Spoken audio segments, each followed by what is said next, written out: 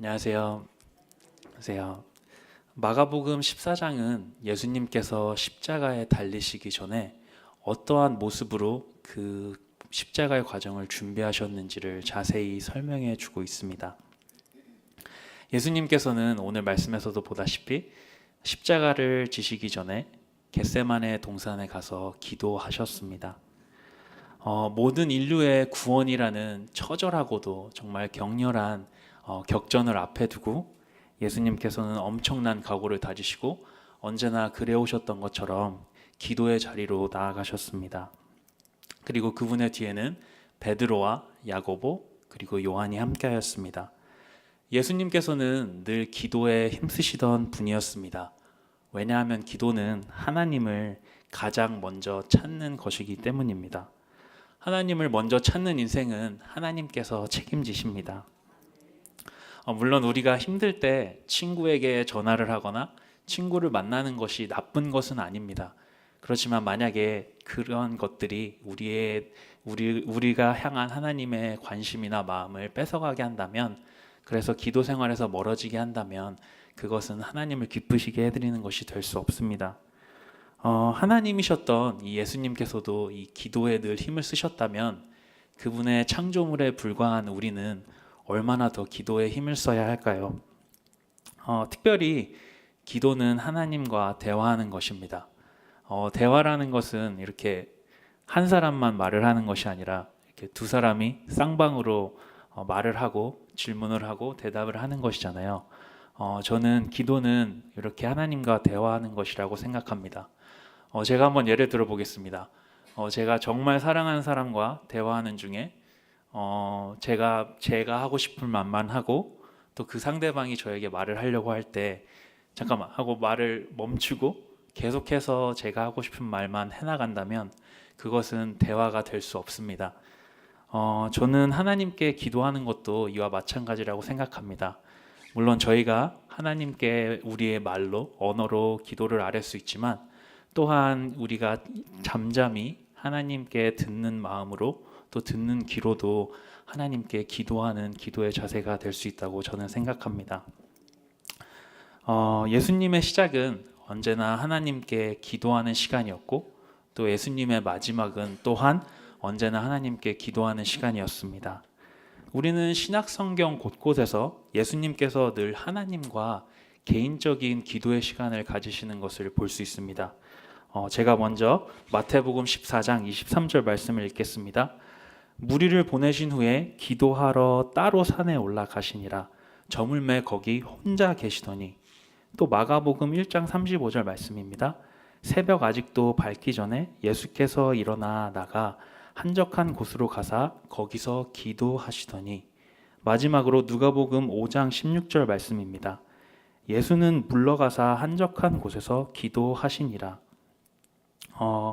여기서 한 가지 흥미로운 사실은 예수님께서는 언제나 기적이나 이적을 베푸시고 난 이후에 다시 기도하는 자리로 돌아가셨다는 사실입니다. 육신의 질병으로 고생하는 수많은 사람들을 고치시고 또 가난하고 굶주린 자들을 먹이시고 난 그 이후에도 예수님께서는 다시 기도하는 자리로 돌아가셨습니다.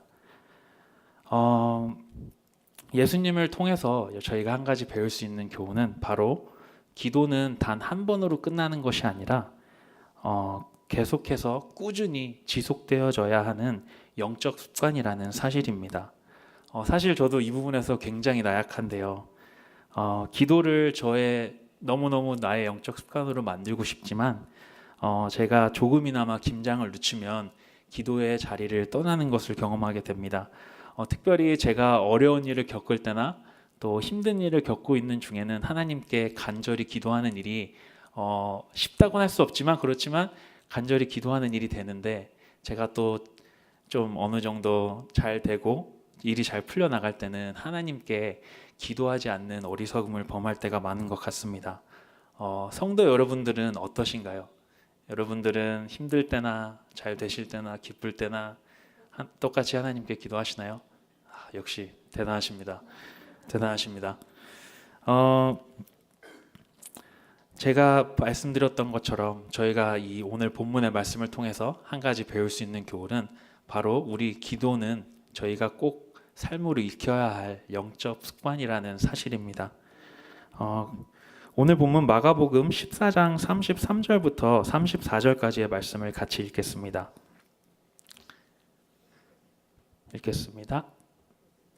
베드로와 야고보와 요한을 데리고 가실새 심히 놀라시며 슬퍼하사 말씀하시되 내 마음이 심히 고민하여 죽게 되었으니 너희는 여기 머물러 깨어 있으라 하시고, 예수님께서 기도하러 겟세마네 동산으로 향하셨을 때 베드로와 야고보 그리고 요한만이 그분과 동행하였습니다. 예수님을 넘겨주기로 한 유다를 제외하고 11명 중에 제자들 중에 단 3명만이 예수님께서 이 땅에서 기도하시는 마지막 기도의 자리에 함께 따라 나섰습니다. 옛날이나 지금이나 기도의 자리는 그리 인기가 많았던 자리는 아니었나 봅니다. 특별히 오늘 본문 말씀을 통해서 우리는 예수님의 인간적인 모습을 엿볼 수 있습니다. 33절과 34절은 예수님께서 심히 놀라시며 슬퍼하셨다고, 그리고 예수님의 마음이 심히 고민하여 죽게 되었으니라고 설명하고 있습니다.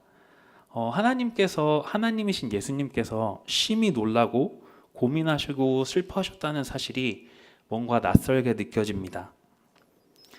하지만 우리도 알다시피 오늘 본문 말씀은 분명히 말씀하고 있습니다.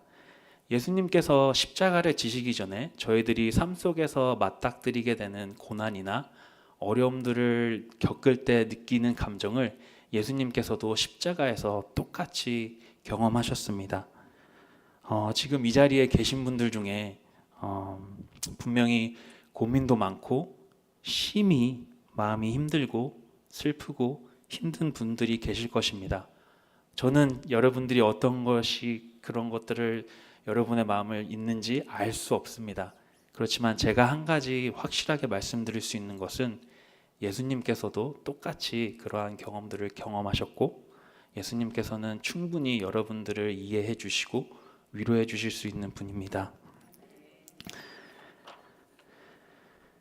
기도의 능력으로 우리는 이 시간까지도 잘 이겨낼 수 있습니다. 그렇다면 예수님께서 십자가를 지시기 전에 왜 이렇게 마음이 심히 어려우시고 고민하셨을까요? 왜냐하면 그것은 바로 우리의 죄를 담당하셨기 때문에, 우리의 죄 때문에 하나님과의 친밀한 관계가 끊어지게 될 것이었기 때문입니다. 채찍에 맞아 모든 살이 찢겨지고 피를 흘리시고 또 목마름과 갈증 때문에 오는 고통보다도 더 예수님을 어렵게 하고 힘들게 했던 것은 바로 하나님의 철저한 외면과 침묵이었습니다. 예수님께서는 그것이 두려우셔서 심히 놀라시며 슬퍼하셨던 것입니다.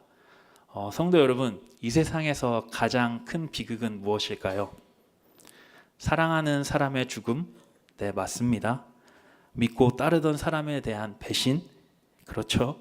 교통사고, 의료사고, 수많은 비극들이 있겠지만 제가 생각하기에는 철저히 하나님과의 관계가 끊어지는 일이 이 세상에서 있는 가장 큰 비극이라고 생각합니다. 이 세상에서 그리고 이후의 삶을 통틀어 가장 큰 비극을 바로 예수님께서 지금 감당하고 계십니다. 계속해서 35절부터 36절까지의 말씀을 같이 읽도록 하겠습니다. 시작. 조금 나아가사 땅에 엎드려 될 수 있는 대로 이때가 자기에게서 지나가기를 구하여 이르시되 아빠 아버지여, 아버지께는 모든 것이 가능하오니 이 잔을 내게서 옮기시옵소서. 그러나 나의 원대로 마시옵고 아버지의 원대로 하옵소서 하시고, 예수님께서는 지금 이 겟세마네 동산에서 가장 좋은 모범이 되는 기도를 드리셨습니다. 예수님께서는 우리가 알다시피 하나님 앞에서 늘 진실하셨습니다. 이 너무나도 힘들고 괴로운 십자가의 잔을 옮겨주시기를 바라는 간절한 기도를 드리셨습니다. 그렇지만 그럼에도 불구하고 하나님의 큰 뜻과, 바로 우리를 구원하는 일이죠, 큰 뜻과 목적이 이루어지기를 간절히 바라는 마음으로 또한 기도하셨습니다. 말씀을 준비하는 중에 저는 예수님의 기도에 굉장히 은혜를 받았습니다. 왜냐하면 그분의 기도가 너무나도 진실하게 그리고 솔직하게 느껴졌기 때문이었습니다. 한번 생각해 보세요. 하나님이셨던 예수님께서는 그분의 능력으로 충분히 십자가를 지지 않으실 수 있었습니다. 그렇게 어려운 일을 선택하지 않으실 수도 있었고, 단 한 번에 우리를 십자가가 아닌 다른 것으로도 구원을 하실 수 있는 능력이 있으신 분이셨습니다. 그렇지만 하나님께서는 그런 능력이 있으심에도 불구하고 저와 여러분들을 너무나도 사랑하셔서 묵묵히 십자가의 길로 한 걸음 더 다가가셨습니다. 성도 여러분, 저는 저와 여러분들이 이 기도의 자리에서만큼은 늘 진실했으면 좋겠습니다. 아름다운 미사여구나 다른 사람들이 듣기에 좋은 말이 아니라 정말 진실된 마음으로 정말 진실한 여러분들의 감정을 하나님 앞에 쏟아놓으시고 돌아가시는 그런 시간이 되셨으면 좋겠습니다. 이 진정한 기도를 통해서 분명히 하나님께서 여러분들의 삶을 변화시켜 주실 것이고, 또 여러분들을 있는 모습 그대로 사랑하시는 하나님께서 또 여러분들을 더 예수님 닮은 사람으로 빚어 주실 것입니다. 계속해서 37절과 38절의 말씀을 같이 보도록 하겠습니다. 같이 읽을까요? 돌아오사 제자들이 자는 것을 보시고 베드로에게 말씀하시되 시몬아 자느냐 내가 1시간도 깨어 있을 수 없더냐 시험에 들지 않게 깨어 있어 기도하라 마음에는 원이로되 육신이 약하도다 하시고, 하나님께 땀이 핏방울이 되도록 간절히 기도하셨던 예수님과는 다르게 제자들은 그들에게 몰려오는 졸음과 싸우기에 너무 바빴습니다. 저도 종종 이렇게 제자들처럼 제 개인 기도 시간에 졸음에 무너질 때가 많이 있습니다. 특별히 이 새벽의 자리에, 기도의 자리에 왔을 때 저희 말씀 듣고 개인 기도하는 시간에 저도 모르게 열심히 기도한다고 했는데 스르르 잠이 들 때가 있습니다. 그때마다 예수님께서 제자들에게 해주셨던 말이 제 뇌리에 스칩니다. 마음에는 원이로되 육신이 약하도다 하시고, 정말 그런 것 같습니다. 기도하고 싶은 마음이 너무 굴뚝 같아서 정말 밤샘 기도도 하고 철야 기도도 하고 싶지만 막상 철야 기도나 밤샘 기도에 가면 가끔 졸고 있는 제 자신의 모습을 발견할 때가 있습니다. 누군가가 그랬다죠. 이 세상에서 제일 무거운 것은 코끼리도 아니고 코뿔소도 아니고 바로 우리의 눈꺼풀이라고. 그렇죠. 쏟아지는 잠 때문에 정말 무거운 그 눈을 이겨낼 수가 없죠. 그와 마찬가지로 그분의 제자들 또한 한시도 깨어 있어서 예수님과 기도하지 못했습니다. 그렇지만 우리 예수님께서는 그 순간까지도 혼자서 홀로 외로운 그 기도의 길을 걸어가셨던 분이셨습니다. 오늘만큼은 꼭 여러분과 제가 졸음과의 싸움에서 승리하는 하루가 되었으면 좋겠습니다. 계속해서 39절 말씀을 읽도록 하겠습니다. 다시 나아가 동일한 말씀으로 기도하시고, 예수님께서는 다시 똑같은 기도를 드리셨습니다. 이르시되 아빠 아버지여 아버지께는 모든 것이 가능하오니 이 잔을 내게서 옮기시옵소서. 그러나 나의 원대로 마시옵고 아버지의 원대로 하옵소서 하시고, 예수님께서는 하나님의 뜻이 언제나 그리고 하나님의 계획이 늘 우선시되는 삶을 사셨습니다. 여기서 우리는 하나님께 기도를 드리는 우리의 목적이 분명해야 됨을 배울 수 있습니다. 그 목적이란 우리가 기도하는 것은 우리의 뜻과 계획이 이루어지는 것이 아니라 우리의 뜻과 계획이 하나님의 뜻과 계획으로 변화되기 위함입니다. 저는 항상 그래왔던 것 같습니다. 무엇인가를 얻기 위해서 간절히 기도했던 것들이 나중에는 하나님의 뜻과 계획에 비하면 정말 아무것도 아니었음을 깨닫게 될 때가 너무 많았습니다. 그리고 항상 하나님께서는 제가 구하는 것보다도 더 좋은 것으로 응답해 주셨습니다. 이제는 기도의 응답보다도 기도를 들어주시는 하나님이 훨씬 좋습니다. 그리고 또 선물보다도 저에게 선물을 주시는 그 분이 더 좋습니다. 마지막으로 40절부터 42절까지의 말씀을 같이 읽도록 하겠습니다. 다시 오사 보신즉 그들이 자니 이는 그들의 눈이 심히 피곤함이라. 그들이 예수께 무엇으로 대답할 줄을 알지 못하더라. 세 번째 오사 그들에게 이르시되 이제는 자고 쉬라. 그만 되었다. 때가 왔도다. 보라, 인자가 죄인의 손에 팔리느니라. 일어나라, 함께 가자. 보라, 나를 파는 자가 가까이 왔느니라. 민망함의 연속이 계속됩니다. 첫 번째, 두 번째, 그리고 세 번째가 되자 예수님께서는 이제 때가 되었다. 우리 가자. 나를 잡으려고 한 자들이 이미 왔다라고 말씀하십니다. 여기서 한 가지 배울 수 있는 것은 우리가 기도하는 것도 다 때가 있다는 것입니다. 특별히 여러분들도 알다시피 인생에는 때가 있습니다.